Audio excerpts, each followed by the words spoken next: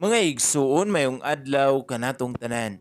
Karon adlaw na usab nga Lunes, Pitsa 19 sa bulan sa Hunyo sa tuig 2023. Ug karon mga igsuon aniya na kita sa ikanapulog usa nga semana sulod sa tuig. O ikanapulog usa nga semana gikan sa pagkabanhaw sa atong Ginoong Hesukristo. Sa ngalan sa Amahan, sa Anak, ug sa Espiritu Santo. Amen. Ang Ebanghelyo kinutlo gikan sa basahon sumala ni San Mateo, Kapitulo 5, versikulo 38 ngadto sa 42. Sa Jesus mingon sa iyang mga tinun-an, nakadungog kamo sa gingon kaniadto, mata bayrag mata, ug ngipon bayrag ngipon. Apan karon sultihan ko kamo, ayaw pa ni malos sa nagbuhat kaninyog dautan.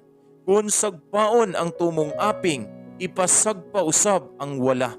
Kung may mukiha kanimo, aron mailog niya ang imong kamisin, ihatag usab kaniya ang imong kamisa dentro. Kung pugson ka sa usa ka sundalo, pagdala sa iyang kasangkapan sa gilayon nga usa ka kilometro, pas-ana kini og 2 ka kilometro. Kung may muhangyo kanimo og usa ka butang, ihatag kaniya og ayaw balibari ang buot muhulam kanimo. Mga igsuon, ang Ebanghelyo sa Ginoo. Daygon ikaw, O Kristo.